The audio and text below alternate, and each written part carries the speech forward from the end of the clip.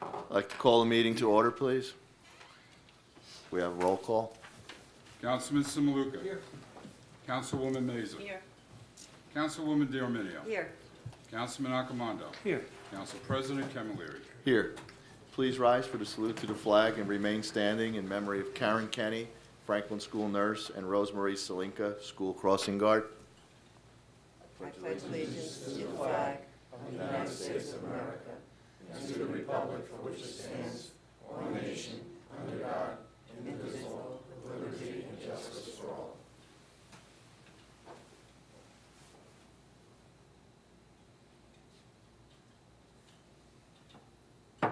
Thank you.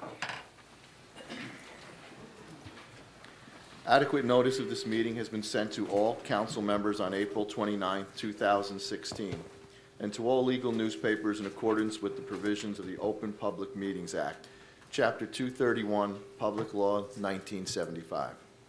The public is hereby advised that any statements made during the meeting of the Township Council of the Township of Saddlebrook may not be privileged or protected, and that persons or entities who take issue with such comments or are offended by same may and have in the past sought legal redress through the courts.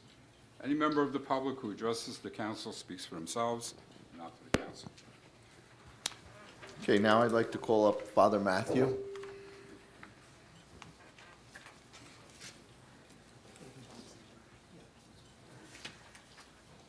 Thanks for inviting me here today. Mayor has asked me to say a short prayer to begin the meeting. I'll start with the traditional prayer that Orthodox Christians always say when we start a meeting, and I'll ask God for some assistance. In the name of the Father, the Son, and the Holy Spirit, O Heavenly King, Comforter, and Spirit of truth, who is everywhere present and fills all things, treasury of blessings and giver of life, come and abide in us, and cleanse us from all impurity and save our souls, O good one. O good God, we ask that you would grant wisdom to these your civil authorities who have been entrusted to serve the people of Saddlebrook, and strengthen them to serve with justice and goodwill for your people. Amen. Thank you, and God bless your word. Thank you, Father. Thank you. Thank you, Father Matthew. Father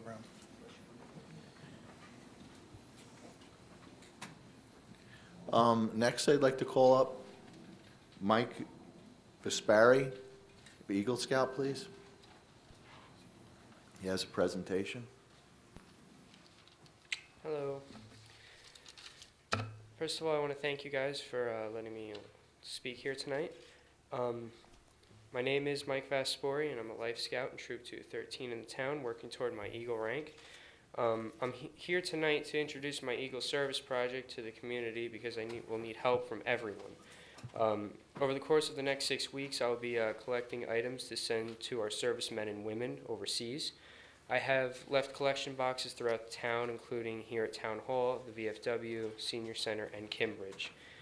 I have also asked for help from all of our schools. I hope all the students take the time to write thank you letters to those brave soldiers. I also have collection boxes at Long Memorial and Smith School so far, and hope to have the rest of the schools on my board by next week. I have already had my first fundraiser, but shipping costs are very expensive, so I will have to have my next fundraiser on June 5th at Applebee's in Paramus. It's a pancake breakfast from 8 a.m. to 10 a.m., and the tickets are on sale for $13 per person. I will also have a collection box available at the breakfast. The complete list of all items I am hoping to collect is listed on the flyers that have been sent out around town, and they will also be listed on the Township Facebook page and Saddlebrook TV.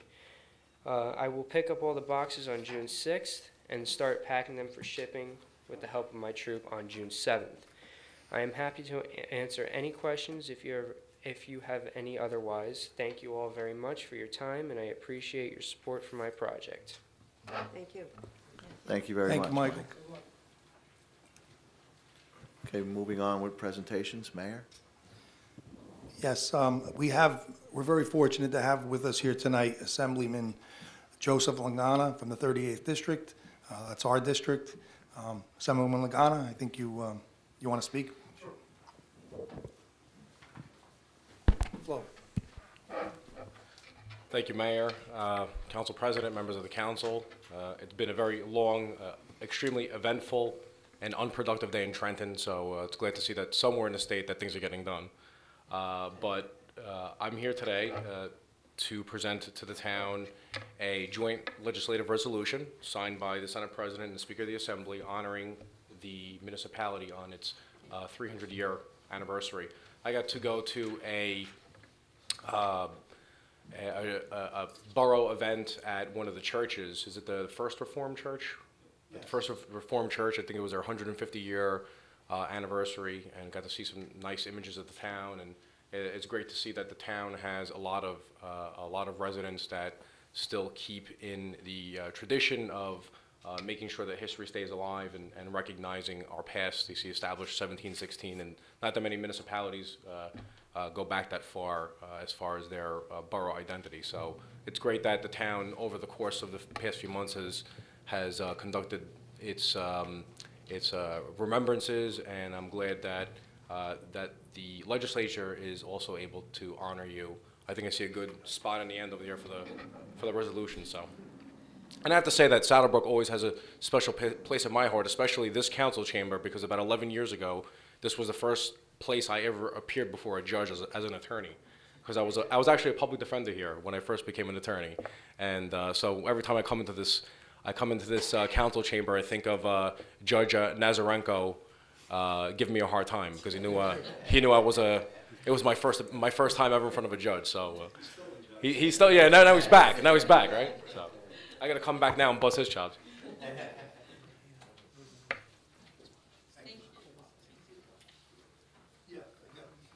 I have Councilwoman Mazur here. She's the vice chair of our 300th anniversary committee, and Chief Brook, who is the chairman of the committee.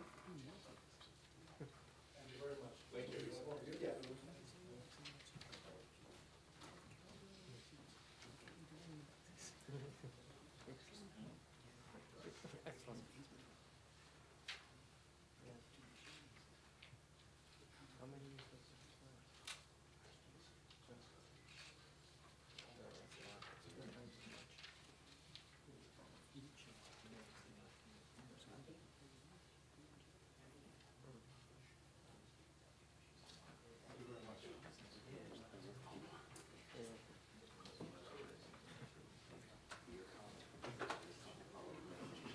Thank you very much, Joe. We did not save Atlantic City today. We're going back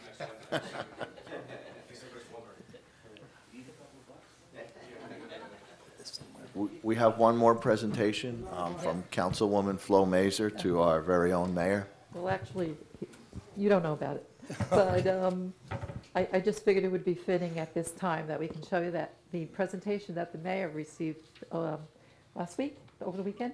Last week, yeah, thank you. And I think it would be fitting just so everyone out there can see how very proud we are of our mayor. And Chief, if you'd like to come up and say a couple of words, be my guest.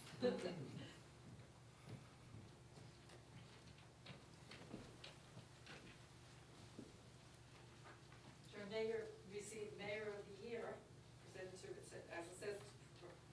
Robert D. White from Saddlebrook, given in appreciations for your leadership and commitment in assisting in the development of LEAD, L-E-A-D, in Saddlebrook and the state of New Jersey.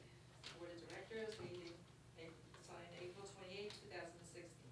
LEAD stands for Law Enforcement Against Drugs, on the street and in the classroom. It is such an honor to have our mayor receive this. Thank you very much.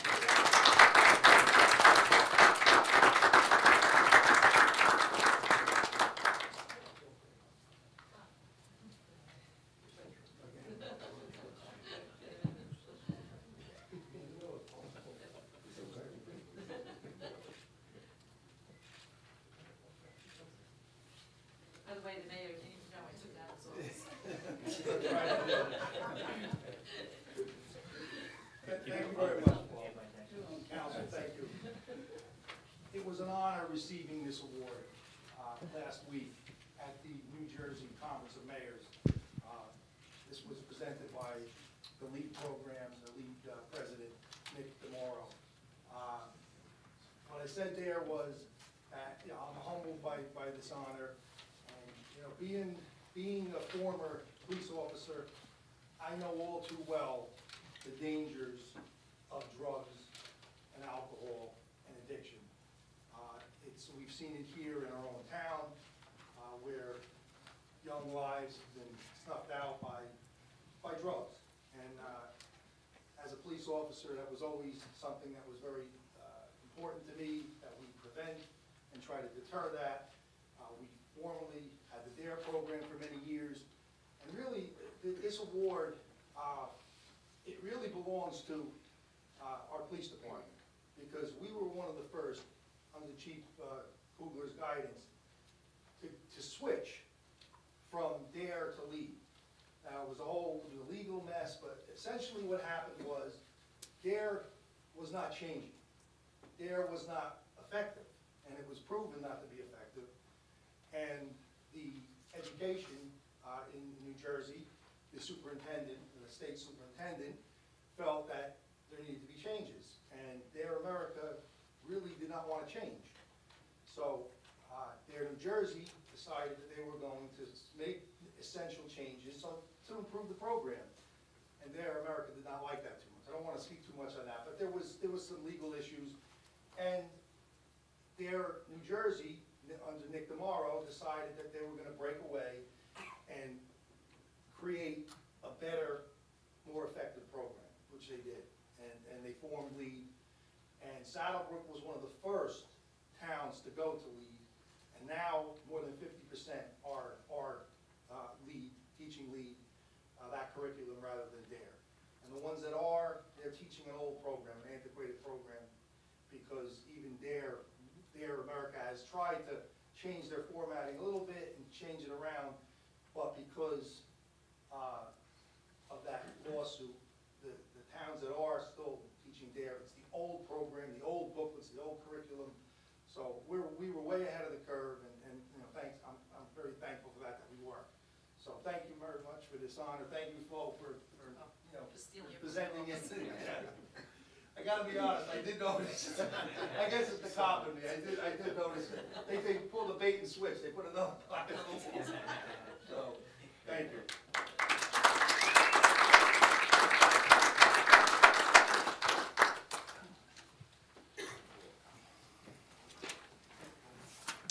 Okay, now we're going to move on to our public hearing on our 2016 municipal budget. I'll entertain a motion to open it to the floor. Motion. Second. Roll call. Councilman Simaluka? Yes. Councilwoman Mazer? Yes. Councilwoman DiArminio? Yes. Councilman Accomando? Yes. Council President Camilleri? Yes.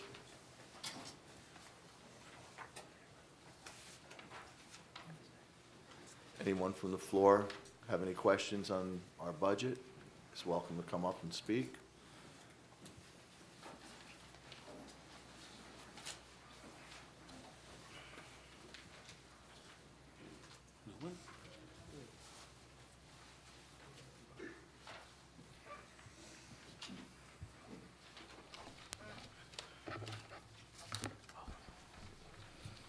Good evening.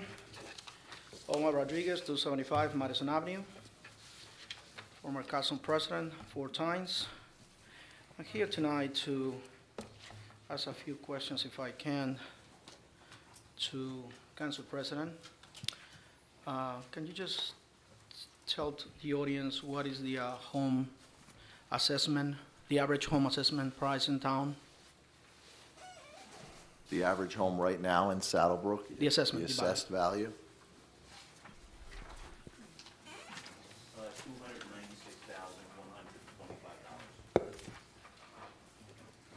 All right. Then I'll just move on through the chair.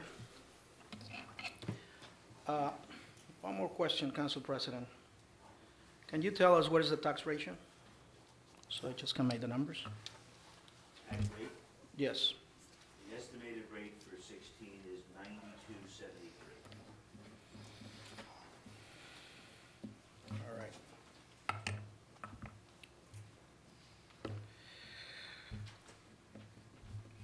I will not hold too much the entire night about this, but this is the most important thing besides the legislative duties. Before I made my observations, I guess council members have the chance to receive proper words from our professionals on what this will entail. And I'm here to advise the residents that it's not just to tie our belts.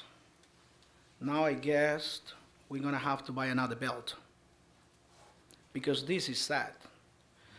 If this is what I'm looking for, and actually I'm looking also that we take some surplus, we deplete a surplus of $150,000, I would like just to ask first, before I just jump into the line items. All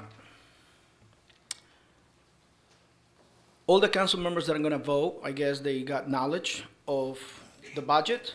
So if I may, through the chair, I would like to direct all my questions now to the council members only. And if in case they do not know the answer, then I guess you might have to ask for help from professionals. Because at the end of the day, you are the elected officials that have been elected by the people, for the people. And before you vote, you should already be aware of each line item on what's going on. Because as a council members, there's two important functions for the council. And it's just two. Is to legislate through ordinances, and the most important one is to control the budget. Therefore, all my questions will be directed to the council members only, each of you, but I will just do it through the chair. In case none of you can answer the question, then you just can refer that to the professional. Thank you very much for your consideration. So I will start with this. The last time, I would just like you to go to just a simple page of revenue and appropriation summaries. And I'm gonna direct to point number 3, receipt from delinquent taxes.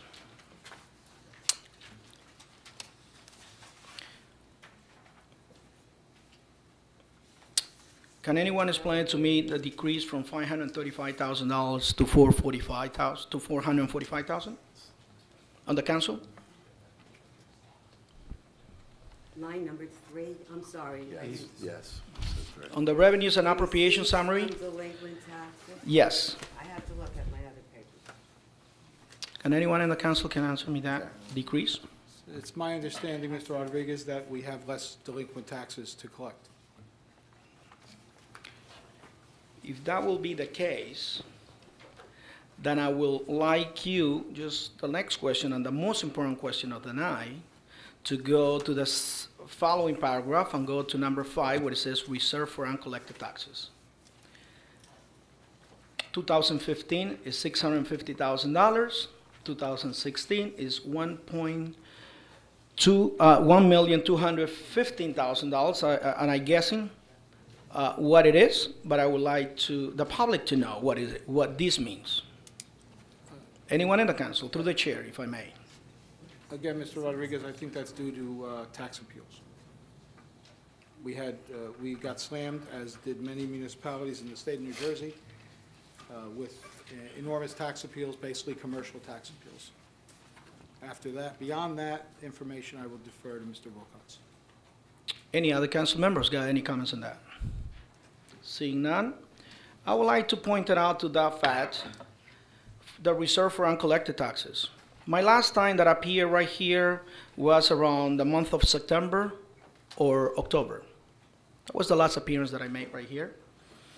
But I feel encouraged, not just to run for council this year, but actually to shut up myself right here at the podium again, because budget is the most important item that we have in the community, to be a tight community. How much more can we ask the residents, the taxpayers, the working families to tie their belts?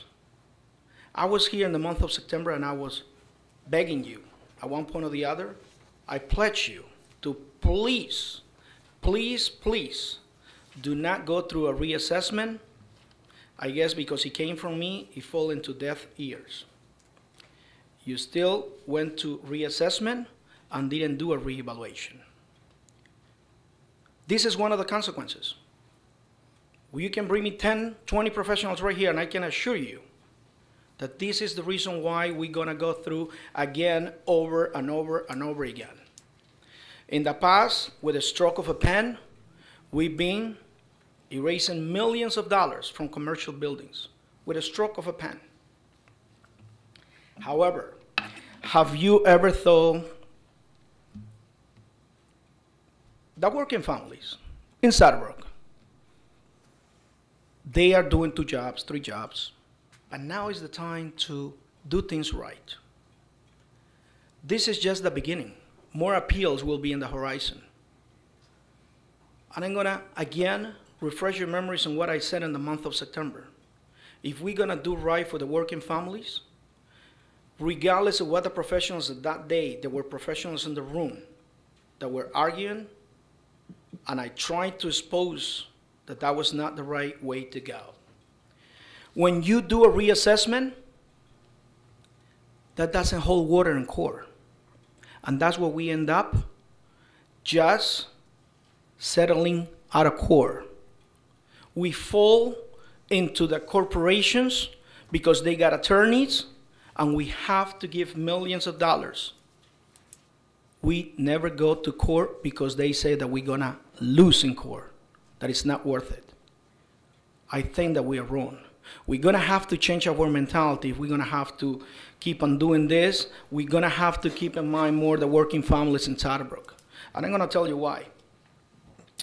When you do a reevaluation, the company will have to go and defend the town, because those are the latest values. Every time that with a stroke of a pen, you decrease the value of a property because someone says, I'm just at 85% capacity, or I'm at 75% capacity, I'm almost broke, I'm just making $20 million a month. But let's start thinking about the guys or the people, the working families that are just bringing home minimum wage. Let's not joke ourselves. There is no more like in the past. Now the salaries are fixed. There is no more 5–10% increases, no more. But now we also have to stop the pattern on just giving to the big corporations, and we have to start fighting. And the only way to do that, to avoid this number right here, reserved for uncollected taxes, is to go and do the right thing, what I pledged again in the month of September. And I said we have to do a reevaluation. Otherwise, every 2–3 years, the company will appeal the taxes, and all the times they will win. And guess what? When they win, we, the taxpayers, got to pay. In closing, I just want to add this. I guess just because it's me presenting it, it's going to fall in deaf ears. Hopefully, the people will realize, and in November, they give me the opportunity to make it work. Because, once again, this is just the municipal portion. Just by looking at the numbers, 296,125 with a tax rate of 9,273, basically just the municipal portion is going to be close to $200. Just the municipal portion. I wonder how many people in Saddlebrook are going to receive the bills. Board of Education will go up. County just announced that it will go up. Then we got the open space tax. Then we got the library. All those are components of one tax. So this is just part of the equation. So then, is it fair for the taxpayer to get an increase on an average home of $296,000 a home, that at the end of the day they will receive an increase of $500 a year? What about the ones that their homes are worth a lot more? Once again, I want to beg you, I would have loved to go through every single line item right here. I just got a copy of this yesterday, and I'm not trying to make excuse. I should have it before, and I would go line item by line item. But once again, it's time for us to stay, to stay firm as a group, and let's start trying to do the right thing. When we do it wrong, these are the consequences. I believe it's time for us to do a reevaluation again. Then the taxpayers will have to pay their fair share of taxes, but by the same token, also the corporations, because we cannot finance their operations any longer. Thank you all for your consideration. To the chair. Sure. Mr. Rodriguez, you weren't here at the work session the other night, and in new business, I was actually waiting for new business. Our tax assessor came with a proposal to do a rolling reeval over the next 5 years. And in new business, we are going to talk to our auditor about that. So that the rolling reassessment, I'm sorry, I didn't, yeah, a rolling reassessment over the next 5 years. Because that, from what they said, will alleviate this problem and bring us to 100%. In theory, that looks good, but basically you just put on a Band-Aid. Well, But, apparently they do it down in South Jersey, and it's working. So they do have some facts, and they are the professionals, and they're going to show us how it works. If I may, Council Member D'Arminio, that is the same thing that we heard from the professionals back in September. What we heard, it was the best way of going through reassessment, and I strongly oppose. South Jersey is not North Jersey. The homes over there are totally different than here. We pay one of the highest taxes. And just by comparison, when a business come in and have on their firm 10 or 15 attorneys, not that it's impressive, but they got the best attorneys the money can buy. This, I can assure you again, will not work. I'm going to tell you why. Because the difference for the audience, the reassessment is just based on numbers that you can find in books, based on the market ratio at that particular time. But if I do a reassessment today, even if I do it in 5 years, it's not the real value, and that's what we always going to lose. Because we are just looking from the exterior. A reevaluation is a detailed evaluation of the inside property. Well, in doing this, year one, they go to every house inside. The problem with I would like to add to that, excuse me here, Omar. Sure. First, you talk about something that was presented to us in September. What I think Councilwoman Karen D'Arminio, and even what I'm speaking of, was just presented to us at our last work session, which was May. And this was an issue to solve this problem, and it didn't only fall on towns in southern Jersey. We had a graph presented to us from towns right here in Bergen County that are doing it: South Hackensack, Little Ferry, Woodcliff Lake, and a couple others. And what it is, it's 100% assessment where the homeowner, and we all of us sitting up here, I'll speak for myself, but I am a homeowner, I am a working class person, and I do try to look at taxes in our town. I think we all do. I'll speak for me, but we definitely do. It hits everyone in our pocket. And what really killed us this year was the commercial sales, okay? When something is sold less than what we had it appraised at, we have no other recourse. That's exactly where Okay? revaluation comes. This program right here, Omar, would actually prevent that from happening because we would keep the commercial appraisals up to where they fall on the market. That's the way it was presented to us.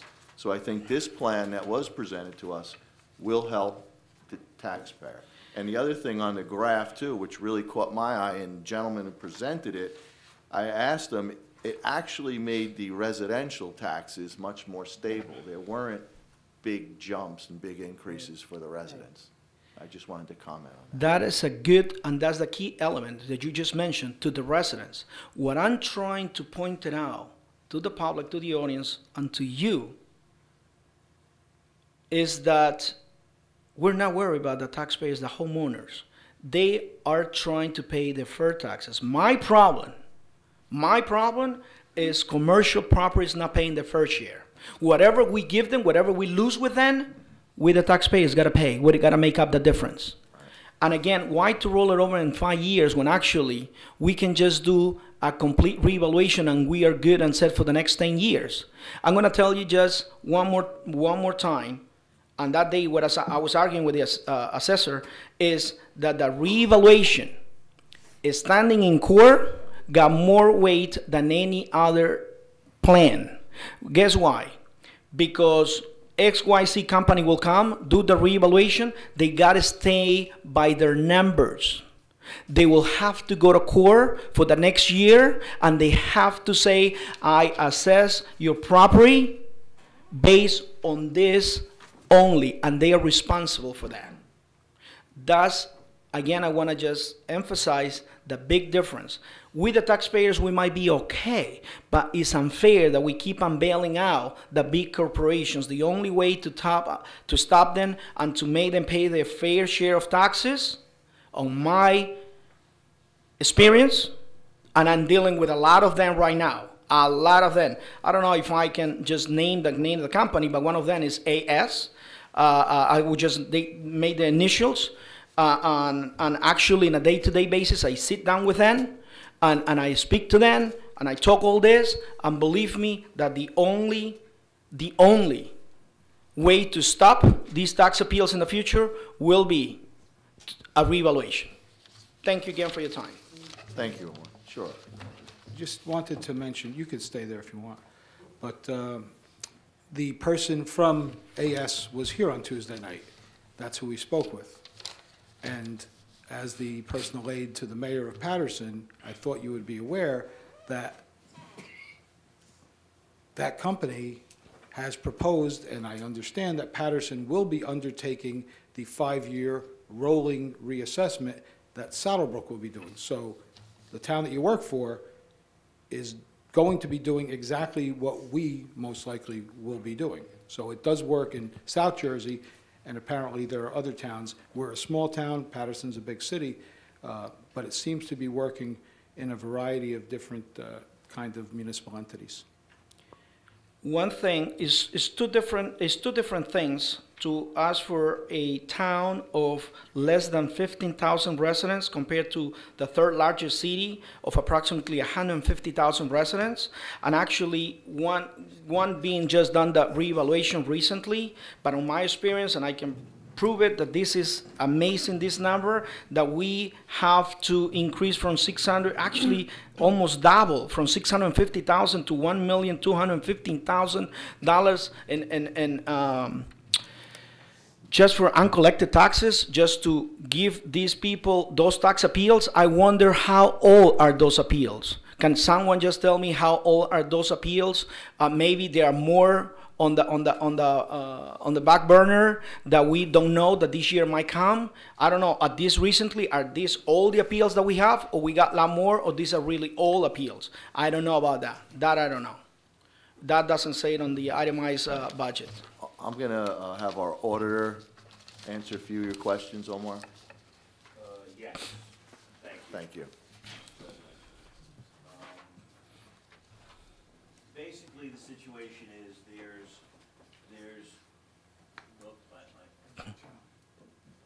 Wow. oh, much better. Oh, start singing. There's about a dozen tax appeals that will be settled in 2016 that range from 3, 4, 5 years, maybe 6 years back. There's a number of older appeals that have been hanging around for a number of years, and the reason the reserve for uncollected taxes is jumping dramatically is that the 2016 taxes cannot be included in the long-term refunding bond ordinance. They have to be credited or paid out of the current year operations. So in order to prevent a catastrophe in 2016, we need to provide the buffer in the reserve because we know there's going to be a significant number of taxes in 16 either refunded or canceled, but certainly not collected because of these appeals. So it was the prudent thing to do. The state Division of Local Government Services worked with us through the budget process in order to construct the budget in this fashion, and this will put the township on a much stronger fiscal footing going forward. So that's the tax appeals, and that's why the reserve is like that. It's a one-year thing. Presumably, next year it'll go down. Next year, the prognosis for the municipal budget is a lot better in terms of the impact on the average homeowner. So, again, this is something, because of the appeals, we had no choice, but we have to deal with it. The issue on the rolling reassessment, the company's the same as that did the reval and the reassessment in Patterson. There was a revaluation here, I believe, in 2008. There was a reassessment in 2013. In looking at it, I was probably, when we first met with the council and talked about it with the assessor, and anybody on the council can tell you, I was probably the biggest cynic relative to this 5-year rolling reassessment program. Having looked at the information that they gave to the council, having looked at how it's benefited the 5 or 6 towns in Bergen County that have already undertaken it, having spoken again to DCA, the Department of Community Affairs, at the state level, and talking to one of the deputy directors, apparently this is something that started in Monmouth County a number of years ago, and if you look at the towns in Bergen that have already undertaken the program, while not similar to Saddlebrook in a lot of ways, very similar to Saddlebrook because they have significant commercial and industrial ratables in the town. Here in Saddlebrook, you're about 25% commercial industrial, 75% residential apartments and what have you. What's killed, at least the 2 years I've been here, what's killed the ratio and what's hurt us in tax appeals is 1 or 2 commercial transactions where they were assessed at X, they sold for less, the sale goes into the equation, and our ratio gets murdered. Once your ratio takes a big hit, everybody files a tax appeal, and the premise is, okay, whether you did a reval or a reassessment, it doesn't matter. At that point in time, you're allegedly at 100%. So if I was $10 million at 100% and your ratio's down to 79%, you owe me $2.1 million reduction, and the tax impact of that reduction for whatever years I've appealed my taxes. So in looking at the information provided, I wasn't at the meeting Tuesday, but in looking at the information provided by the vendor at that meeting, there's 5 towns in Bergen County that have done it. 2 did it in 2011, 1 did it in 2012, and the other 2 did it in 2014, I guess. And every single municipality that has initiated this program has saved money the year after, the first year, the second year, in terms of tax appeal filed and dollars refunded. And in some of the towns, it's significant money. So I believe I've gone from the biggest cynic to I believe a staunch supporter that you need to do something. You had a reval, you had a reassessment. We just got the preliminary equalized table from the county. Every single, the 5 towns that have utilized this program are all at 100% for 2016. So whoever files a tax appeal in those towns for 2016, the ratio is 100%. So there's not a heck of a lot of wiggle room in those particular towns in terms of getting big refunds because you're at 100%. So, and this program is a lot. I don't know how much you paid for the reval in 2008. It was $135,000 for the reassessment, I think, in 2013. a reval is gonna cost you Like- 3 or 4 times that. Like it was a 3-to-1, the ratio was 3-to-1. I believe Okay. one was to 130, the other was what, like 380, 375, something like that. Okay, I thought it was closer to 500. Really? It was to 400, I thought, okay. closer to 5. This particular program is $75,000 a year for 5 years. It's $375,000 over 5 years. It, in my view, is better than a revaluation, because the reval, remember, the numbers change October 1st of whatever year the reval's done for January 1st of the next year. Then you go year 1, year 2, year 3, year 4, year 5, your ratio is going to go down, or it may go up if something crazy happens, like real estate goes through the roof, and something assessed for 500 sells for 700, and maybe maybe the ratio can go up, although that is few and far between in this economy, in this environment. So if you did a reval and it was the same $375,000, all you get is the numbers on January 1 of that year, and for year 2, 3, 4, and 5, you're at the will of whatever the sales are and whatever the economy does, and your ratio will, in my experience, will go down. Because there's very few towns, when you look at the equalized table that Pete left for everybody, there's very few towns that are over 100%. So, again, I probably was supposed to talk about this on the new business, but since Omar brought it up. So again, in the old days, you do a reval and it's 10, 15 years down the road before you have to do another one. But this is not the old days. This is, we live in a wacky world, and my position is, I think we need to do something. I agree with Omar, and I think everybody agrees we have an issue here with tax appeals. It's been an issue for a while. We need to deal with it. We've dealt with it in this year's budget. We've put this town in a position where, unless the world comes to an end next year, will be a much better story budgetarily. And if we institute this program, then we'll be able to stem the tide and cut down tremendously the amount of tax appeals and the amount of money we have to refund based on those tax appeals on an annual basis. Thank you. I just, since the auditor just brought a nice and interesting thing right here. The revaluation, in a particular case, you actually just divide a pie,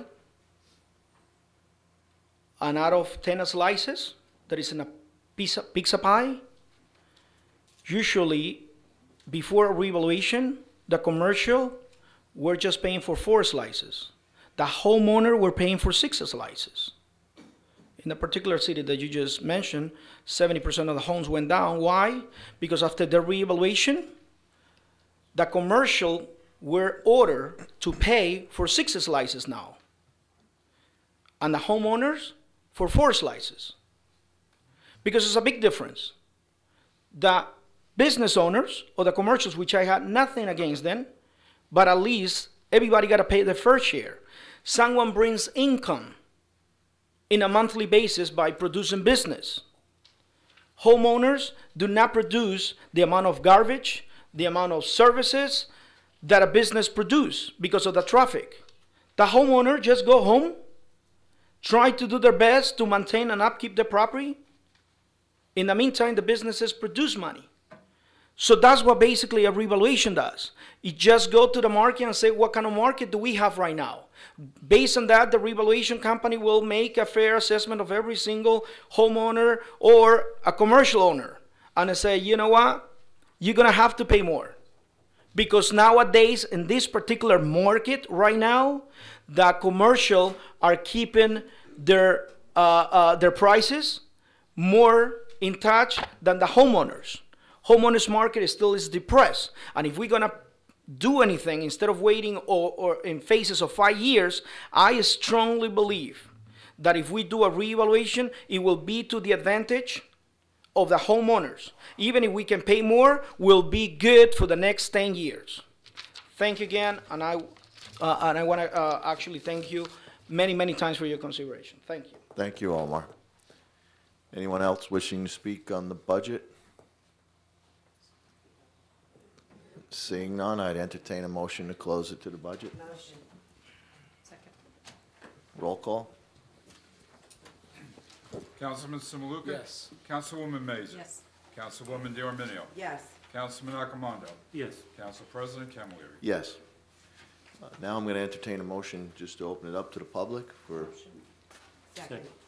roll call. Councilman Simaluka? Yes. Councilwoman Mazer? Yes. Councilwoman DeArminio? Yes. Councilman Accomando? Yes. Council President Camilleri? Yes, the meeting's now open to the public. Anyone wishing to speak, please come up to the podium, state your name and address.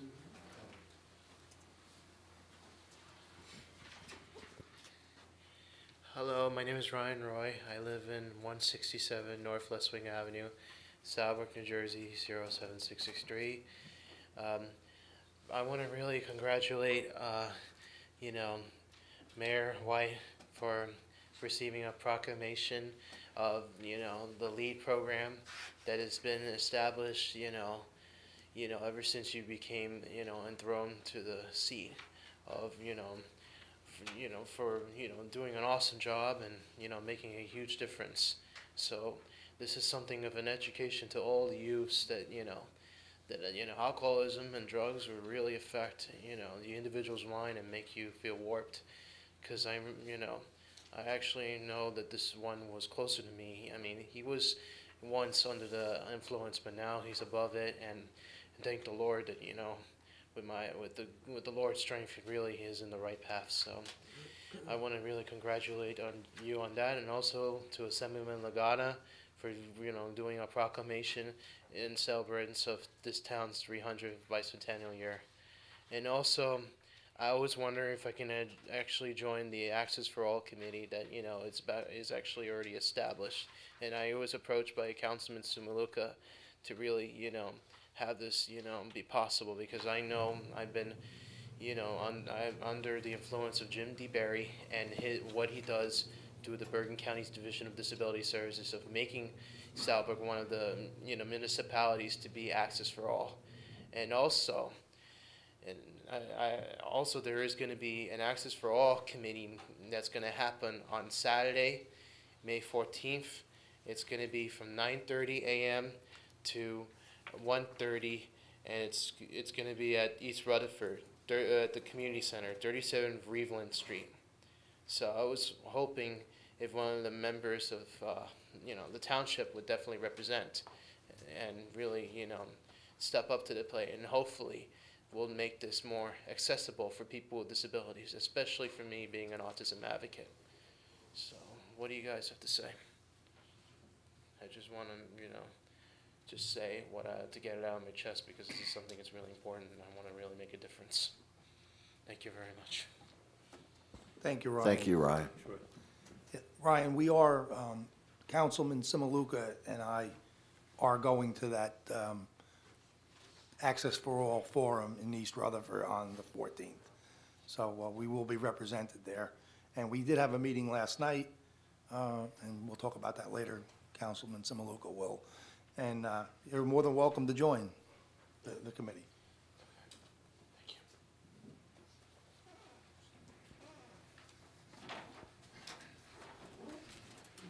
Larry Tychek, 92 Claremont. I guess through the chair to the auditor, why were them tax appeals sitting there for 5 and 6 years and nothing was being done about them?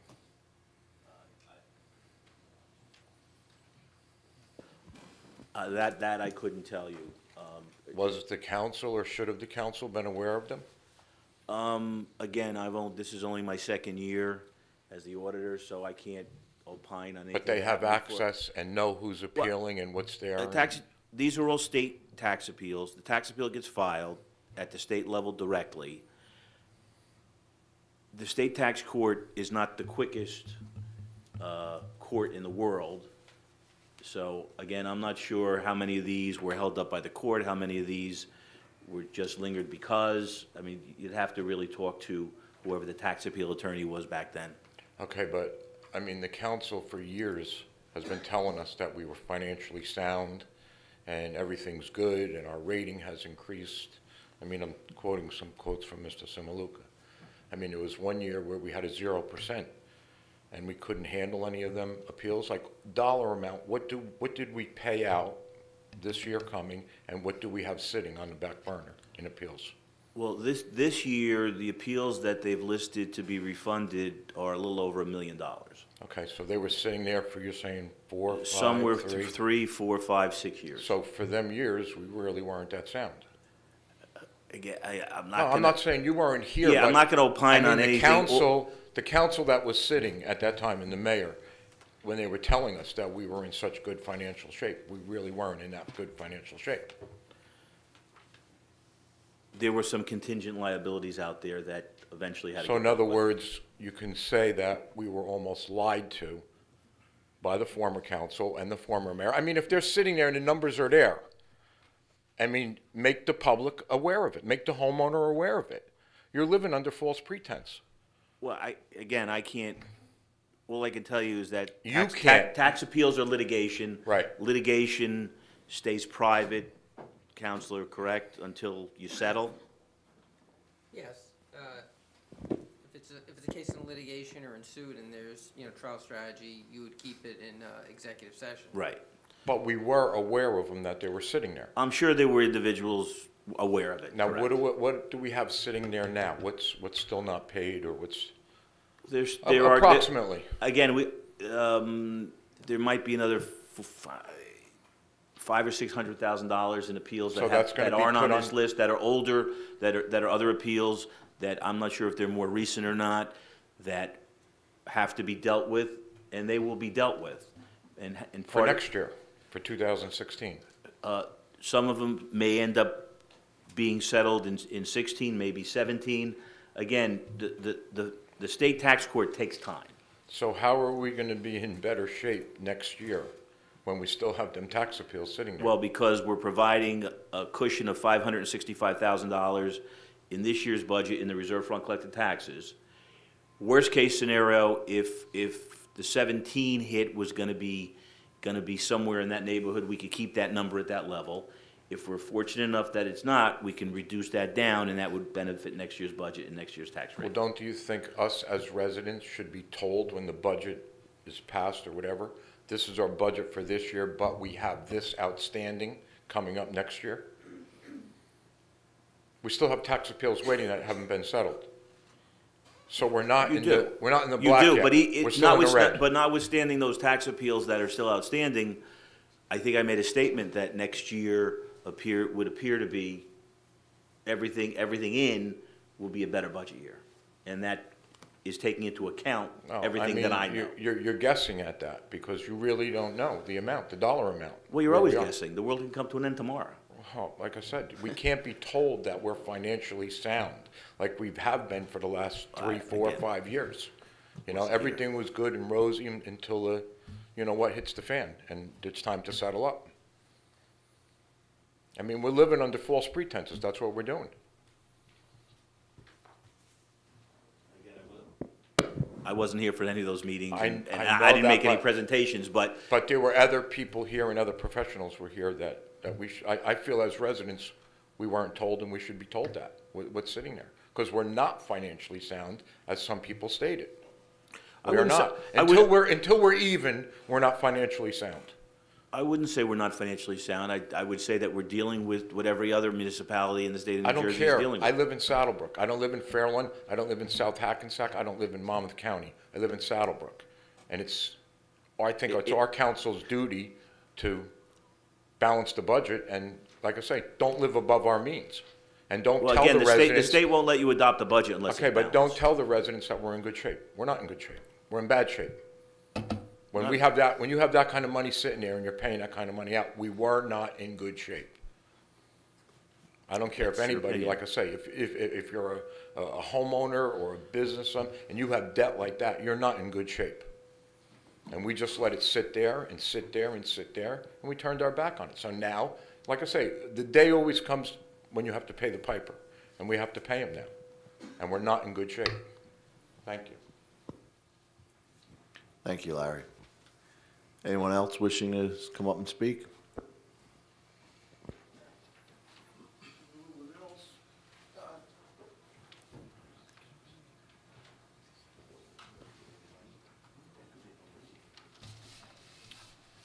Once again, Omar Rodriguez, Brook. First, I would like to congratulate all of you on ordinance number 1. I said it for so long. This is the way to go. I want to personally thank the mayor and all the council members. I believe that we should enter into lease agreements with all properties that the state of New Jersey have out there before any other company take it. Because some of them do not maintain it properly. Some of them are an eyesore, but I'm sure that under the leadership of the mayor, those places will be kept on place and well maintained. And one more thing, I will be remiss if I leave the meeting tonight without personally congratulating my good friend, mentor, and in a short time making a difference, Mayor White. I hope you continue success for many years to come. Keep on doing the good job. You always will find critics, but it comes with the territory. But this is just maybe the first big one that is coming your way, of many more that might come your way. You're a good person, a good human being. Congratulations. Thank you all and good night. Thank you, Omar. Thank you, Omar. Anyone else wishing to come up and speak? Seeing none, I'll entertain a motion to close. Motion. Second. Roll call. Councilman Samaluka? Yes. Councilwoman Mazer? Yes. Councilwoman DiArminio? Yes. Councilman Accomando? Yes. Council President Camilleri? Yes.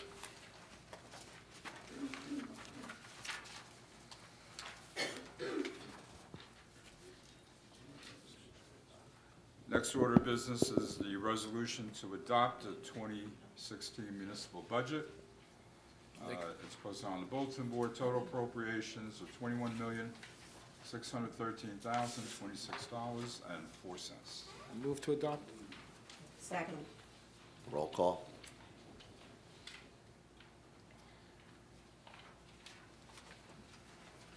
Councilman Samaluka? Yes.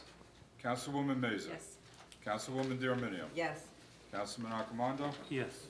Council President Camilleri? Yes. Budget's been adopted. Okay, we're going to go into mayor comments. Thank you, Council President. Regarding the budget, I want to thank the council for adopting the budget. I want to thank our auditor, Steve Wilcox, and CFO, Ray Carnival, Business Administrator, Peter Ladico, again, the council. I think we worked very hard together to produce a good budget. This budget maintains services and programs that we currently provide. We have some breakage, savings from retiring employees, which helped keep spending flat for this year. The total increase is due to the commercial tax appeals. We spoke a lot, the public had a lot to say about the tax appeals. I'd like to say that what we're doing is we're taking an aggressive approach. We're taking aggressive action to resolve the problem. I'm that kind of a person, and I feel the council is the same way. When you have a problem, when a problem comes your way, you have to take some kind of action to resolve it, and I really do believe we're doing that. There were some, in my opinion, there were some tax appeals from 2010, 2011, that maybe, could have been looked at by the prior administration, but I'm not looking to blame anyone.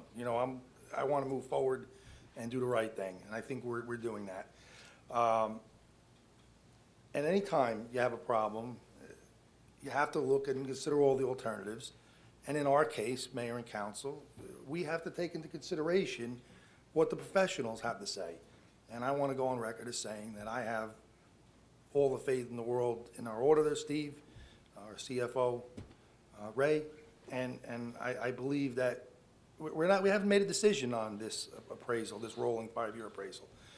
We need to ask more questions. I mean, Omar did bring up something that, we need to read the fine print. We need to know, is this company going to represent us if there are appeals? So there's questions, there's always some drawbacks, but I got to admit, and Steve was, he was the biggest cynic, biggest critic of it, but, the proof is in the pudding. It looks like many of the towns here in Bergen that that are using them, they're saving money, and that's a good thing. So we're going to look at all the options and make the best possible decision. This budget has a full-time rec director in it, budgeted half a year salary. I am going to post for that position and will include specific this job description and requirement, what requirements, qualification requirements they need. So that'll be done shortly. Digital sign that we are purchasing. The sign is being constructed as we speak. It's going to be done sometime in the beginning to middle of June. I talked to the vendor today. I would like to start on the design and the fabrication for the sign frame and the post, because that's going to be needed to be done as well in order to install the signs. It's double-sided, 2 signs. So I want to get ahead of that so that we're ready once the sign is done. We're able to start the installation. Regarding grants, I spoke to Bruno and Associates, our grant writer, and he's going to contact Tom, our engineer, to start working on that Safe Routes to Schools grant. The Assist to Firefighters grant, we should be hearing any day now whether or not that our grant application was for equipment was approved. Just some events, real quickly, events and projects that are going on. As many of you see that PSE&G, the gas mains that they did, they subcontracted with Tilcon, and they are in the process of milling, and some of the streets are already paved. 15 streets will be paved, and it'll be completed by early next week. I want to thank Bergen County Sheriff Michael Sordino. We used their inmate labor program. He authorized the use of that to clean litter alongside Route 80 and some local streets. They also laid some mulch in the township properties, and they did a nice job. It was well worth it. We just had to pay to feed them lunch, and that was it. So it was a win-win for us. We had a shredding event on Saturday, April 16th, in the parking lot across the street in Ed's Tavern. Several residents took advantage. They brought unwanted documents to get recycled. The Little League Parade was the same day, that Saturday, the 16th, at Nedlick Field. The Little League president and executive board, they had Roy White, who's a retired New York Yankee, come and as a guest speaker. He did a great job. He gave a very inspirational speech to our Little Leaguers. It was a very special moment. He stayed to take photos after and even signed some autographs.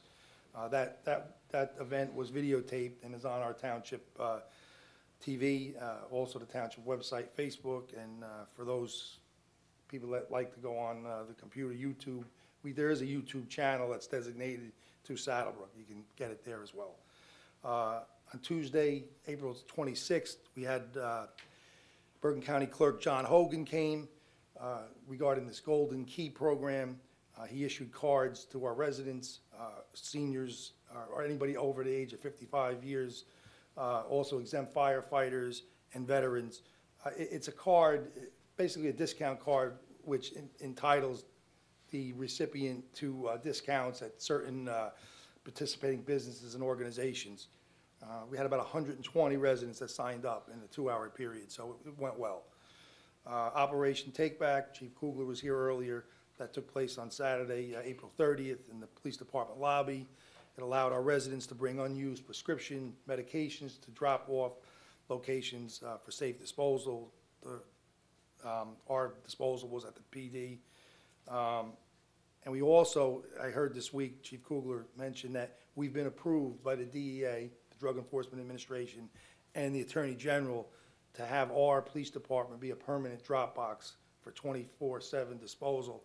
And really, mainly the reason why we've been approved is because our residents have really, taken to this program and have come and disposed of their medication. We had bags and bags of medication that they dropped off. So that's the reason why, and I thank the residents for supporting the program. We had an Access for All meeting last night. Councilman Samaluka will go into that. We also had a 300th anniversary meeting on Monday, May the 2nd. Regarding the banner program, we've had over 110 requests for banners. The chief, who's the chairman, ordered the banners, and they should be up within 2 weeks. Also, one of the things that we're doing with the 300th is a historic photo journal, which is going to be between 150 and 200 pages of photos with captions. We produced a trifold brochure which explains the project and how it's that was produced, and we're going to be leaving them in public places for people to see. I want to thank the VFW because they donated the funds that we're going to use to print the photo journal. It was a nice donation, which we're very thankful for. The Memorial Day float, the chief and I went to a float builder in Clifton by the name of Bond Float, and they're going to construct us a float in honor of the parade and our town's anniversary, for our town's anniversary and for our veterans, in tribute of the veterans. Council members will be riding on the float, and we're very looking forward to that. It's going to be a very, very nice float and a very nice tribute. We secured, the 300 committee secured the date of June 10th for a pizza party, which is going to be a gathering and for pizza and refreshments at the VFW. Other events will be announced as we go through the year. Upcoming events, we have our lead graduation on Tuesday, May the 10th at 6 p.m. at the high school. The Saddlebrook Police Memorial will be Friday, May 13th, 12 noon outside Town Hall by the Police Monument. Also, new voter registration, Tuesday, May 17th from 8:30 to 9 p.m. here at Town Hall. Our clerk and business administrator, Pete, will be here late. Right. It is the last day, May 17th, to register to vote for the general primary on June 7th. The engineer, he'll do his report, but I'm very happy to say that the plans for the concession stand and the bathrooms at Veterans Field are finished, and we will be going out advertising for bids early next week. Shared services, the Bergen County Mosquito Commission has agreed to clean out that culvert behind the factories on 5th Street between Market and Route 46. They'll clean out, but there's additional work that needs to be done as part of the 5th Street drainage improvement.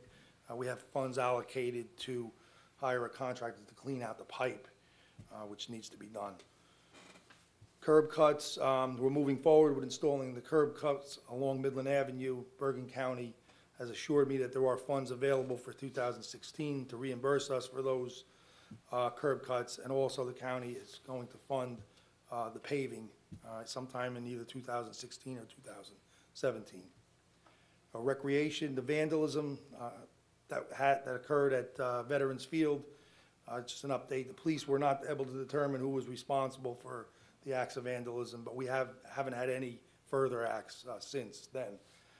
I'm issuing a directive in reference to regulations of use and access of Veterans Field that will be issued to the rec director, the police chief, the DPW superintendent, all the council. And basically what's going to happen is the field is going to be used, when it's not used for recreation games and events, it will be open to residents only, residents of Saddlebrook, from dawn to dusk for non-organized exercise, and sporting activities. So that's basically what we're going to do. We're going to leave it open for that purpose during times when it's not being used for recreation or any other authorized use. The chief asked me to mention this because you're going to read it in the paper tomorrow. The police department did an undercover operation in collaboration with the Bergen County Prosecutor's Office earlier tonight, and they made 2 arrests for prostitution at, where is it? Evergreen Spa on Market Street, next to the post office. So maybe reading that in the papers tomorrow. And everyone is innocent until proven guilty, I'd like to say. Okay. Other things, Gator contract, that is going to be on tonight for vote to approve the recycling contract for 1 year. The newsletter that we did should be, I don't know if anyone got it today, but they said that it was being mailed. It may be in some mailboxes of residents of households starting today. But by the look of everybody, I don't think anybody got it, so probably tomorrow. It's Teacher Appreciation Week. I just want to commend all the incredible teachers that we have out there in town. They touch so many lives of the children. Their role is to ensure that our children are properly educated, and it's a very important role that we have. I also want to thank our residents, Bob and Victoria Murphy. They are accountants that live in town. They have volunteered to help our citizens, our senior citizens, fill out the property tax freeze book, which they call it the Blue Book, so that their taxes are frozen if they make under a certain amount of money, or if if it's available to them. They're here today. Every Thursday in May, they're going to be here at Town Hall to help out our residents, our seniors, to do that, which is very nice. So I'd like to thank them. Also, too, any new ordinance that are introduced are going to be posted, and they started doing it, posting on the town website. I want to wish everybody a happy Cinco de Mayo, and also a happy Mother's Day to everybody, which is this Sunday, the 8th, May 8th. And I do have a present for our 2 female mother councilwomen that I'd like to present. I've been hiding it from you. The teacher Flo. Stealing that plaque off my wall. Oh, how nice. Happy Mother's Day. Thank you so much.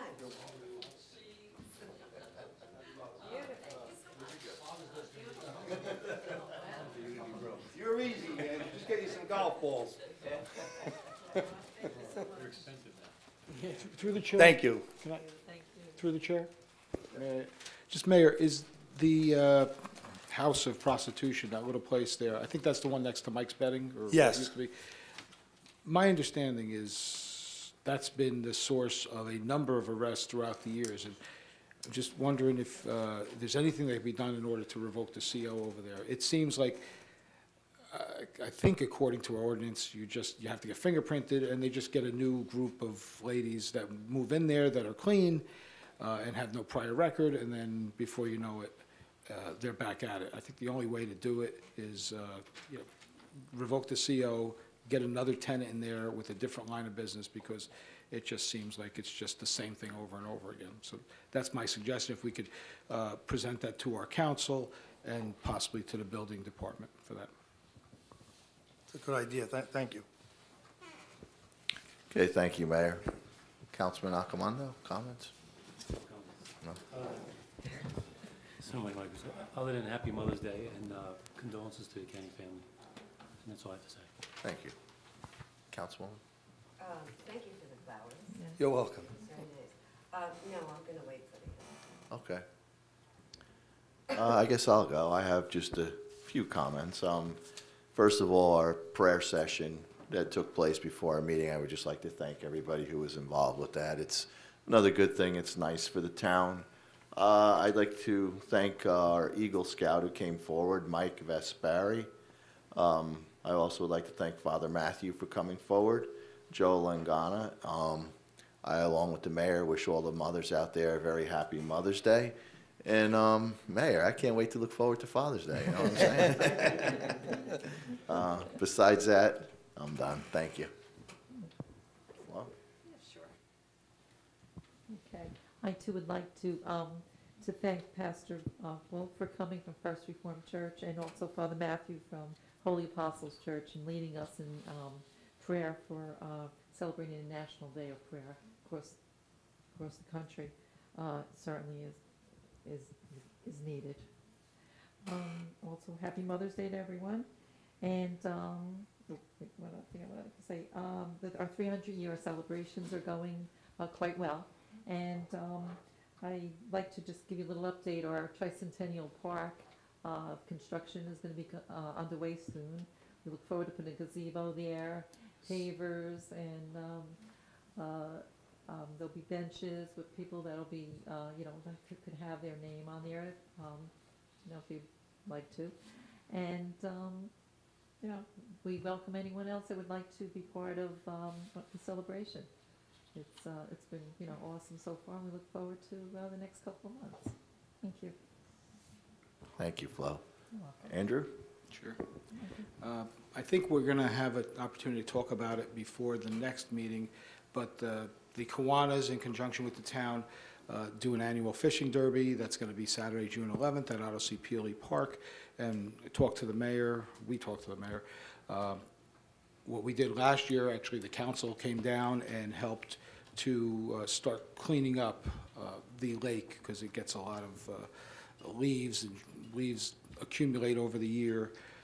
We had the Passaic River, I think it was the Passaic River Keeper, who came in. He actually took people on kayaking, kids were kayaking tours, and we had the Mayor's Youth Advisory Group who came in, and there might have been 100 to 150 bags of, not so much garbage, some of it was garbage, but a lot of old leaves that were piling up on the shore.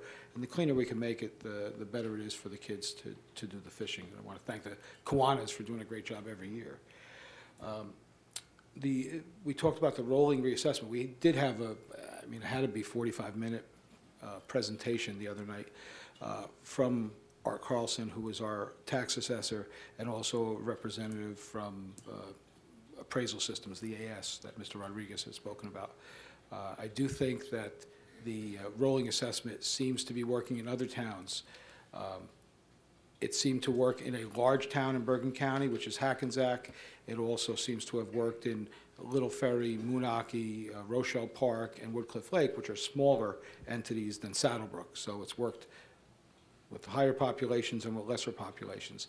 The first year basically is a reevaluation. Every house gets knocked on, they go in and do basically the reevaluation, and then it's a 5-year program, and then it's 25% of the town gets basically reassessed every year. So by the time of that 5 years, you have that initial reassessment, and then everybody in that 5-year period will also be reassessed once again. Should keep our ratio at 100%, so we could avoid a large tax appeal. The whole thing is to keep your ratio, because like Mr. Wilcott said, the problem is if you have a property that's assessed at $100 million and there's a sale of $80 million, boom, they're going to look for a decrease.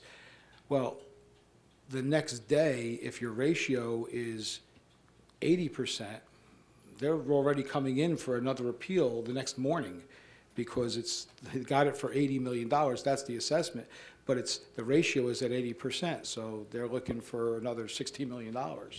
So it gets a little crazy that way. I'm not a finger pointer.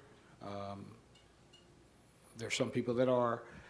So I'm just going to ask, just because I don't know the numbers, maybe we'll learn something, but I'm going to ask if Mr. Ladico could just get us a number of outstanding tax appeals that were on the books January 1st, 2011 versus the number of outstanding tax appeals that were on the books January 1st, 2015.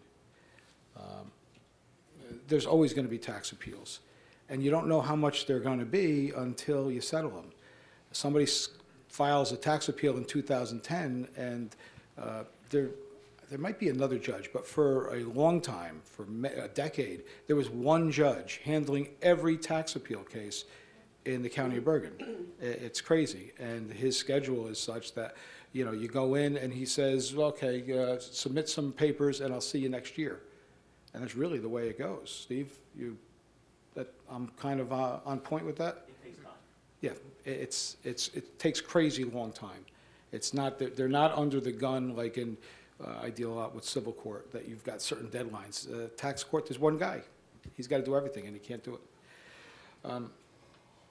The mayor talked about the Access for All Committee, and we met last night. We had a very good attendance. I was very, very happy with the number of people that attended. We had representatives from the fire department, emergency services, police department, DPW, planning board rep, health department, recreation, a bunch of people, parents of children with disabilities, a person who is physically disabled. So it was a nice round table of people. And right now, we're still brainstorming on a number of things. We did get approval from the Board of Ed to have their students have a contest for, we want a logo. We want to try and have a logo, have an identity. So we put it out. We did adopt a mission statement, which has been provided to them. And with that, we're going to let them at it and have some kind of a contest and hopefully be able to give some small award to the winner. But that would be our identity. We'd try and eventually, you know, put it, if we're going to have some volunteers, put it on T-shirts and things like that. But one of the things that I saw in chairing this, you get more, I guess, acutely aware of some needs from people. Now, we talked about the park. The mayor talked about that park. That's, for those who don't know, the intention is for the park to be a passive park on the corner of Platt and Saddle River Road. Just something as simple as making the closest parking space to that park handicap accessible. Have the sign up there. It's not going to cost us. We have the signs. So it's at no cost to the town. But if somebody who has special needs and requires that space, this way they don't have to park way up the hill in Platt. There's something there. So little things like that. We're trying to get to bigger things, but just we start with little ideas. So and again, I appreciate the mayor for appointing me that, and it's going to be fun, and I look forward to. Unfortunately, I have a prior commitment. I am going to be with the mayor on that particular day for that forum, but I am going to show up. I know that a couple of towns are very proactive. I'm going to speak with their chairs, get their contact information, and I'll be talking to them. We had talked about the other night, street fair, first Sunday in October, and the town has once again been gracious enough to assist Unico in their street fair. It's technically the Unico Street Fair, but you know, Saddlebrook, the Saddlebrook residents love it, and I'm proud to be part of Unico. This is May is Skin Cancer Awareness Month. I've been stricken twice by it and had a couple operations already. Hopefully I won't get it again. I don't know how good the high-def TV is, but you can see I'm tan. I went to Florida last week, and I used 110 SPF, and I got tan. So just be careful out there. According to the statistics, it's in the community news today, 1 in every 5 persons in the United States will be getting some form of skin cancer in their lifetime. So just, you know, it's eventually, I mean, it's May 5th, and it feels like it's October, but hopefully it'll get warm, but just please, everyone protect themselves.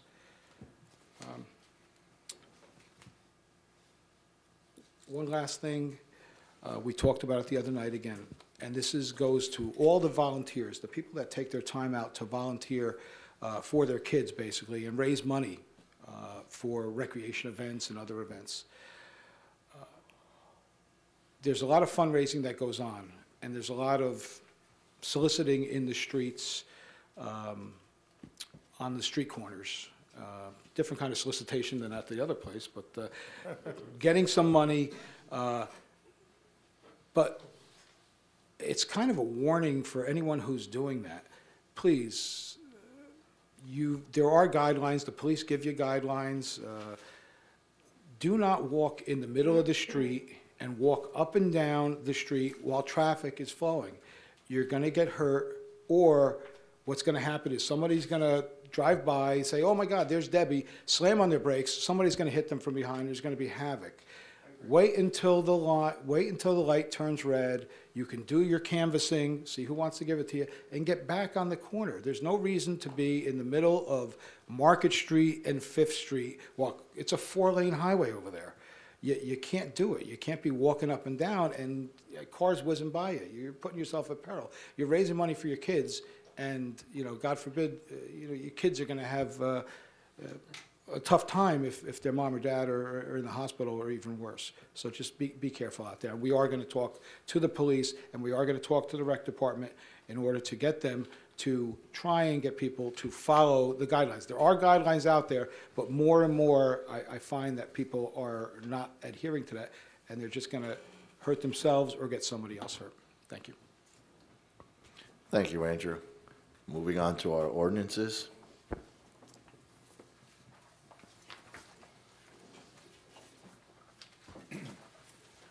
Ordinance number 1607-16, the second reading. An ordinance amending Chapter 196, Article 15, entitled Vehicles and Traffic Residential Parking, which would allow residents-only parking with a permit on land that we're leasing from the NJDOT by Route 46 and 6th Street. Need a motion? Motion. Second. Roll call. Councilman Simaluka? Yes. Councilwoman Mazer? Yes. Councilwoman D'Arminio? Yes. Councilman Accomando? Yes. Council President Camilleri? Yes. An ordinance amending Chapter 196, Article 15, entitled Vehicles and Traffic Schedules. Motion? Motion. Second. Second. Roll call. Councilman Simaluka? Yes. Councilwoman Mazer? Yes. Councilwoman D'Arminio? Yes. Councilman Accomando? Yes. Council President Camilleri? Yes. Okay, make a motion to open it to the public. All right. The ordinance is now open to the public. Anyone wishing to speak on this ordinance, please come forward. Motion to close to the public? Second. Roll call. Councilman Simaluka? Yes. Councilwoman Mazer? Yes. Councilwoman D'Arminio? Yes. Councilman Accomando? Yes. Council President Camilleri? Yes.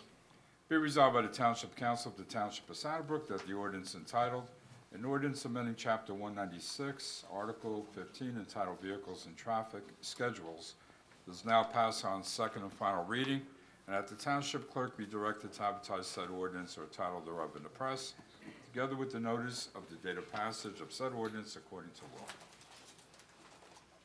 Motion. Second. Roll call. Councilman Simaluka? Yes. Councilwoman Mazer? Yes. Councilwoman D'Arminio? Yes.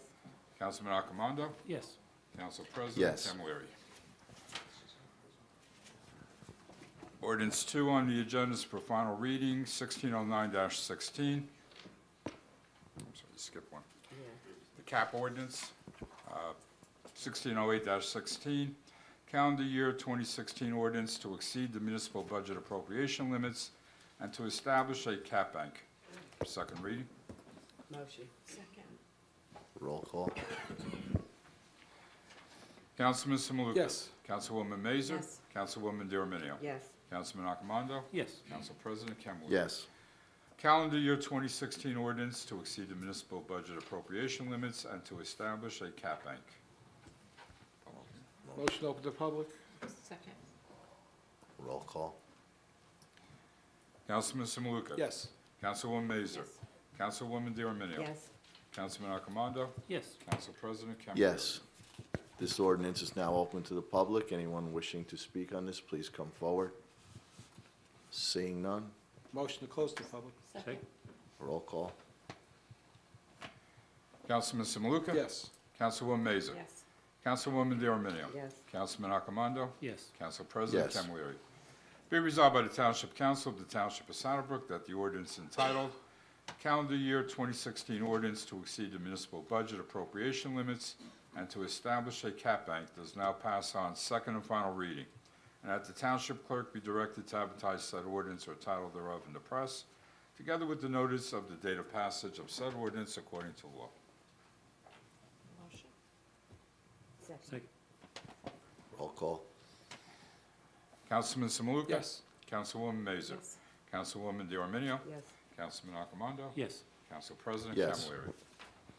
And ordinance number 3 is an ordinance amending Chapter 196-43, Article 12, entitled Vehicle and Traffic Schedules, which eliminates certain stop signs on President Street. Motion. Second. Roll call. Councilman Samaluka? Yes. Councilwoman Mazur? Yes. Councilwoman DeArminio? Yes. Councilman Accomando? Yes. Council President Yes. Camilleri. An ordinance amending Chapter 196-43, Article 12, entitled Vehicle and Traffic Schedules. Second. Roll call. Councilman Samaluka? Yes. Councilwoman Mazur? Yes. Councilwoman DeArminio? Yes. Councilman Accomando? And Yes. Council President Camilleri. Yes. This ordinance is now open to the public. Anyone wishing to come forward and speak about it? Seeing none? Motion closed. Second.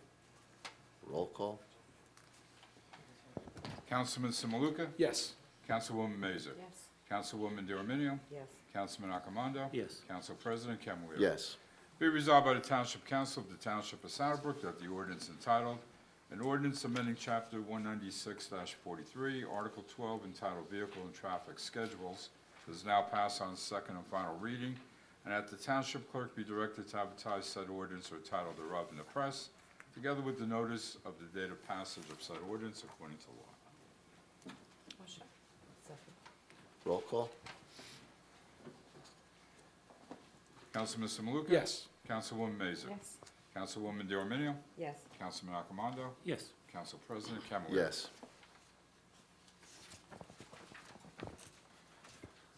All items listed with an asterisk are considered routine and non-controversial by the Township Council and will be approved by one motion. There will be no separate discussion on these items unless a council member or member so requests it, in which case the item or items will be removed from the consent agenda and considered in its normal sequence on the agenda. The one motion signifies adoption of all resolutions, receive and file letters, correspondence, reports, and approval of minutes and applications. I have a question on number 10.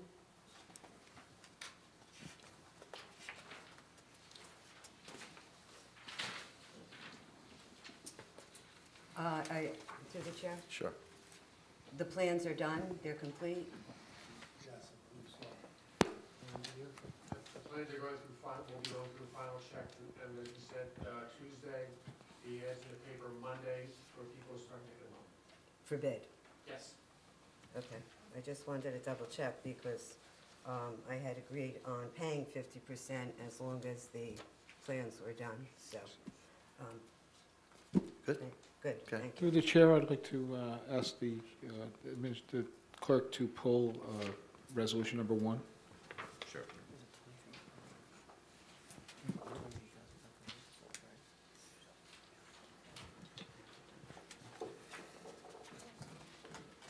So resolution number 1 will be pulled and read separately, and we'll need a motion for consent agenda.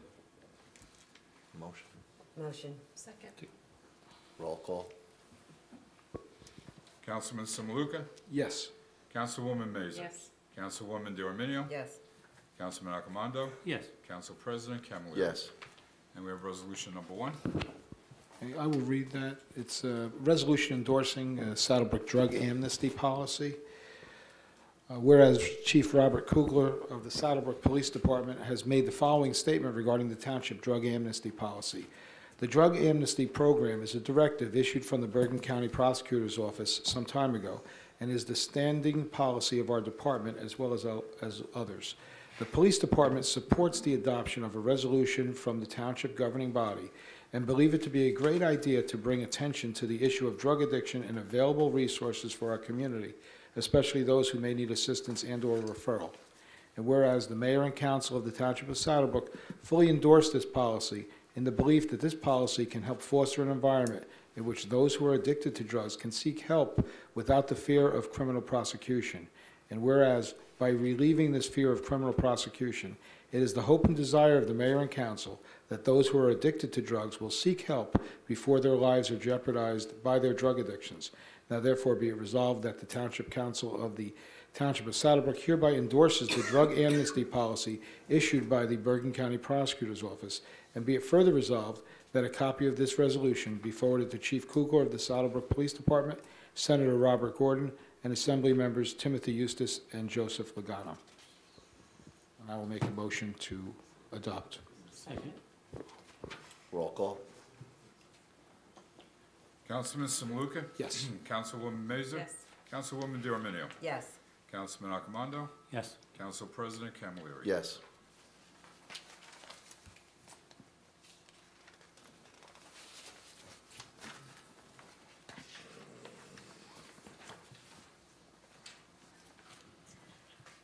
Okay, we're gonna go into old business.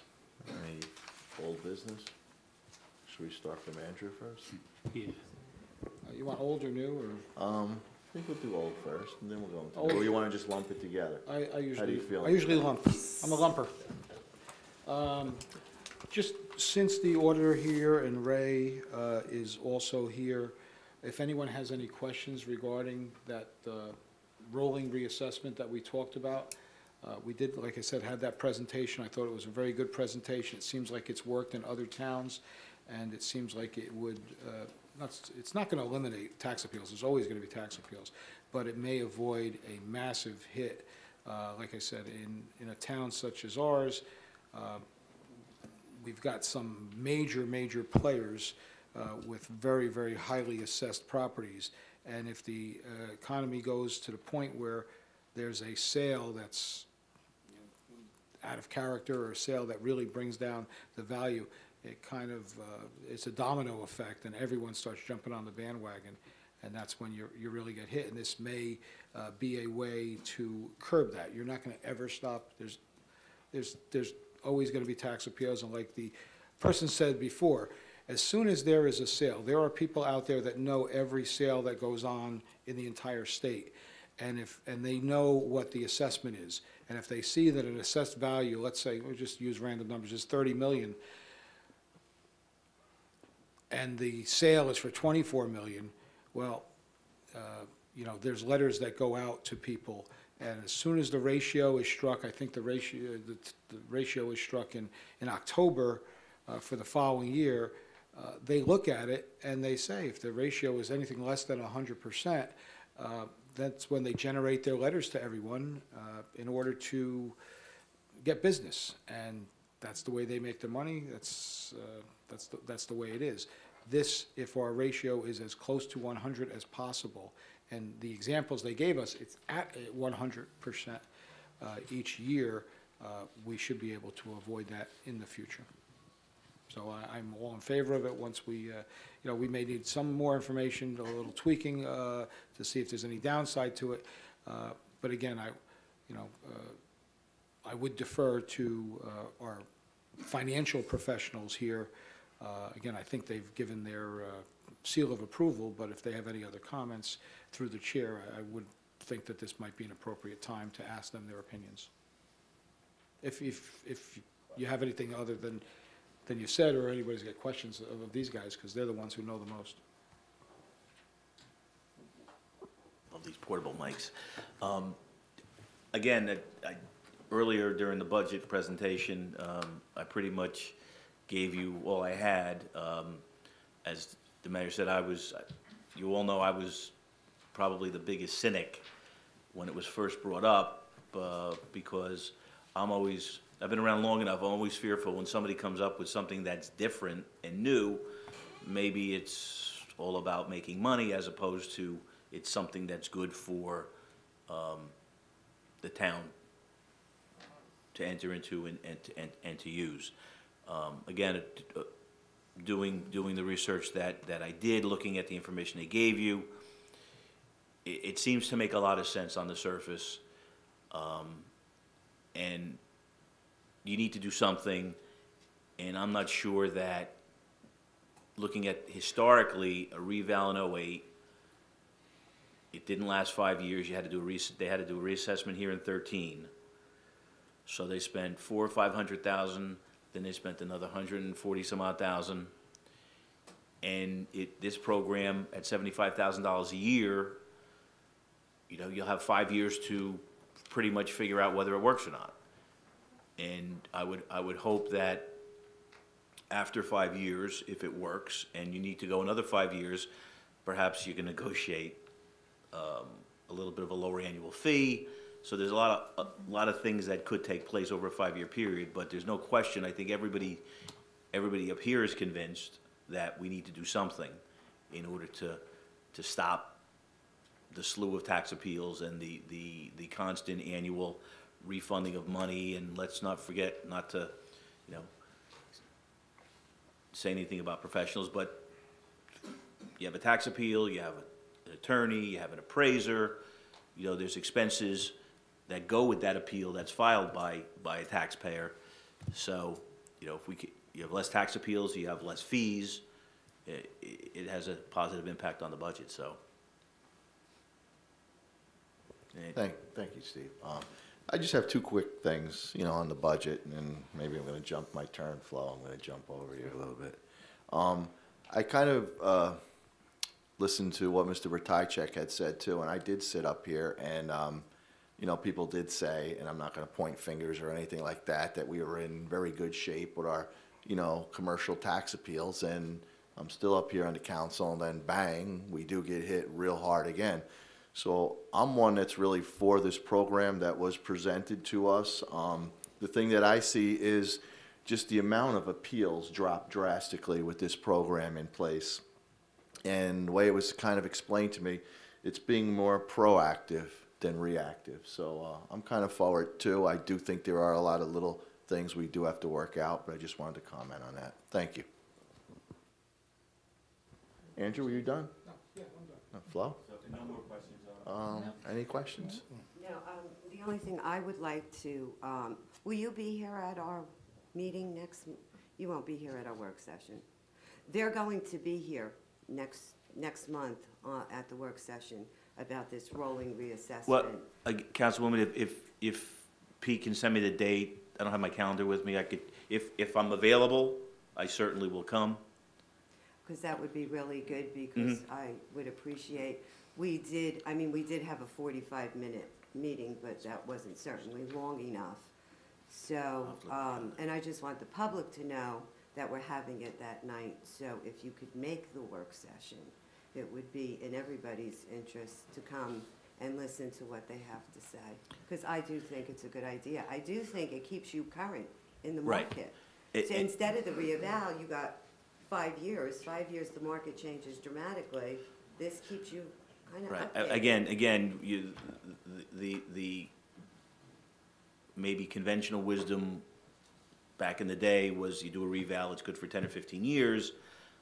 The world we live in today, I mean, Patterson did a reval, and 2 years later they had to do a reassessment. And now they're doing something else. So you know, we live in very, very different times economically. And you know, again, we had an office building here that sold. It sold for a lot less than it was on the books for, and that created, you know, havoc. So to be able to have something in place that presumably will prevent that havoc makes all the sense in the world. And if I can't be here at that work session, then I will make sure I speak to Rick Del Gershio or somebody from Appraisal Systems to get the information that I need to talk to Pete so that he can be my surrogate at the meeting. Okay, I'd appreciate that. No Thank problem. you. Andrew, you had one? Yeah, Joe, before you guys pack up and leave, I'm sorry, I apologize. I should have asked before. But just so we know, there's a lot of people out there, some people at the, you know, at our meeting, but there's a lot of people that watch on TV. And through the years, there's always been this debate as to a zero increase budget. Should you maximize your cap? How close to the cap are we in terms of our 2%? I can tell you that in a second. Because we are allowed to go up to 2%. Yes, well, we're over 2% this year because of the situation. We utilized cap banks from previous years, we had to utilize $357,000 of cap banks from previous years in order to get within the budget cap for this year. That's one of the reasons that we passed it as we did tonight, the cap bank to assist. No, that's the appropriation cap bank. Okay. That's, the tax levy cap bank is automatic, you don't have to do any resolution or anything with that. That's the wrong piece of paper. We still have some tax levy cap bank left, but it was fortunate that the township had banks from previous years in order to be able to balance the budget this year and not cut any municipal services or potentially have to lay off any employees. We still have, yeah, that's this one. We use 127 from there. So we still have about $200,000 left in available cap bank going forward to next year. Now, of the taxes that are going to go up on the municipal level, what would you say would be the amount due to increased spending, and how much would be due to either to loss of ratables and your tax base? The whole tax increase is because of the tax appeals, either loss in ratables, the necessity to increase the reserve for uncollected taxes by $565,000, or the tax appeals settled in 15 that got paid directly out of 15 operations, would it impacted surplus for the 16 budget. All right, thanks. Okay, we're going to let them go now? Okay. Thank you, guys. Thank you. Not Nope. quite yet. I just Not wanted quite to yet. thank you guys. I just Oh. wanted to thank everyone, because they've been jumping over me here. But I just wanted to thank our professionals for doing Yes. a job well done. Yeah. And also the mayor, fellow council people, and our department heads, because it was a difficult budget, but you guys did a great job. Appreciate it. Thank you. Thanks, Steve. Good night. Good. Karen, over. My turn? Yes. Okay. I'm glad to hear that the plans are done for the bathrooms and the concession stands, and that we are going out to bid on Tuesday. I was a little disappointed it took this long, but that being said, we're moving along. So it's a 2-week bid process? It's gonna be a little longer than that. We moved the opening date so that the bidders have more time, but we'll still make it for the meeting.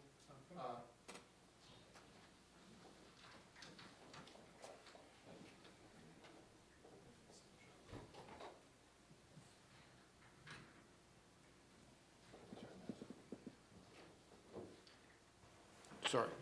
Pete and I had talked, and we had talked about, normally I try to get it the Wednesday before the meetings to get my correspondence in.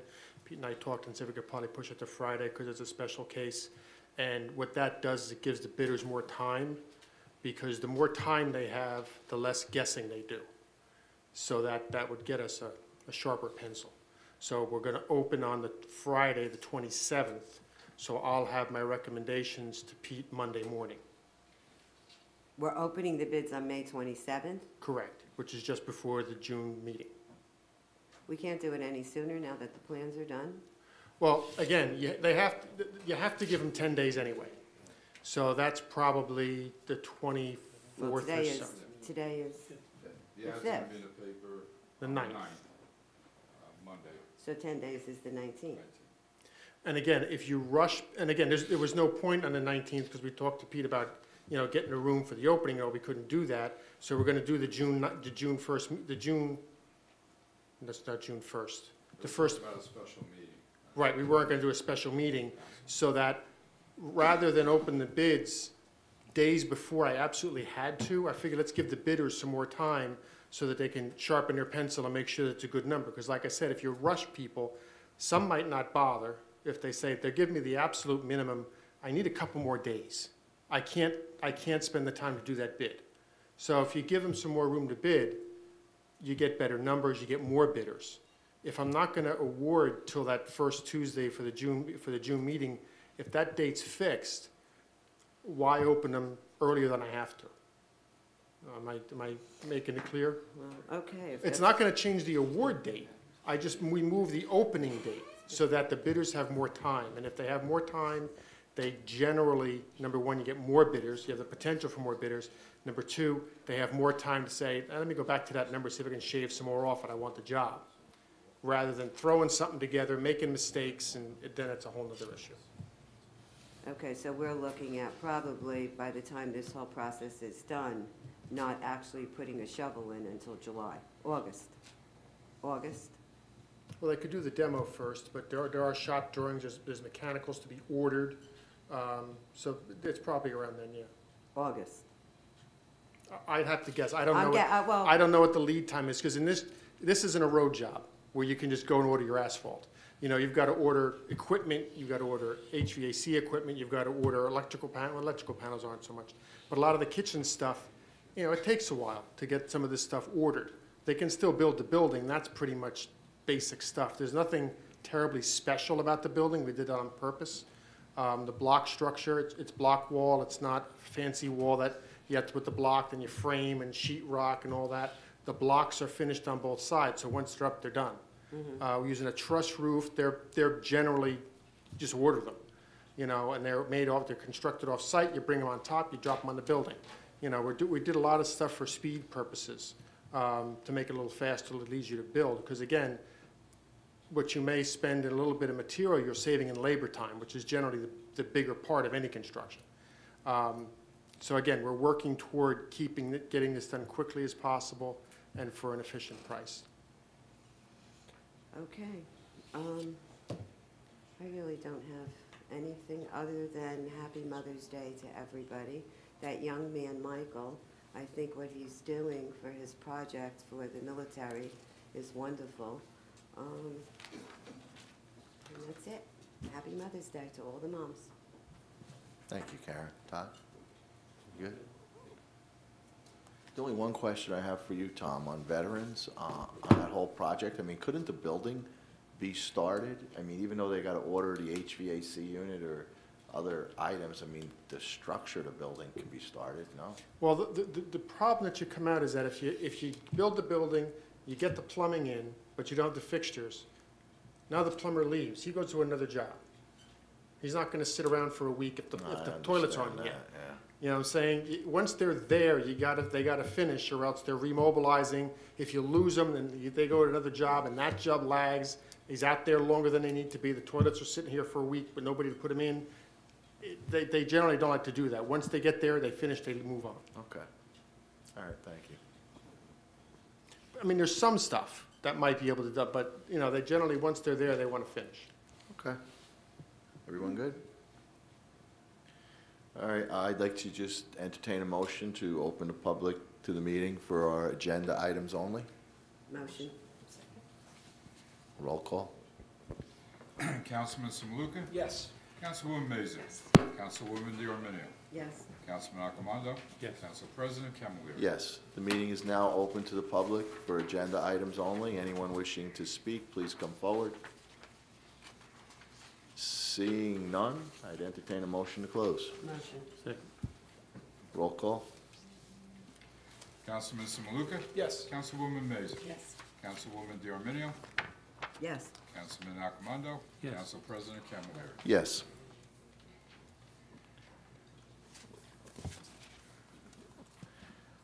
I'd like to entertain a motion to adjourn the meeting. Second. Roll call. Councilman Samaluka? Yes. Councilwoman Mazer? Yes. Councilwoman Diarminio? Yes. Councilman Accomando? Yes. Council President Camilleri? Yes. Meeting is adjourned.